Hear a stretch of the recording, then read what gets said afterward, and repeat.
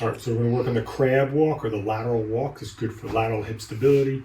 So the key to this exercise is a very common exercise, but we see people do it wrong all the time. So you're gonna get slightly wider than shoulder width apart with your feet.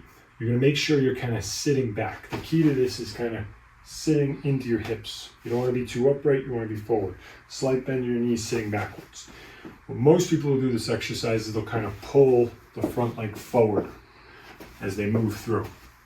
Really what you want to do is push off the back leg. So you should be loading that back leg into that hip and using that to drive you forward. Yes, you'll pull with this, but it's really a driving from the back leg that you should feel. So you really want to emphasize that back hip to get that mobility and that strength of those hips.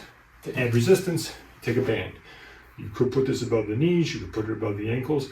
A lot of times I find above the knees is actually preferable initially, even though it's been shown that below the ankles is actually more activating for the glutes, but you'll be able to tolerate the position a little better. So here, again, we're shifting into that back, we're pushing off that back leg as we drive forward.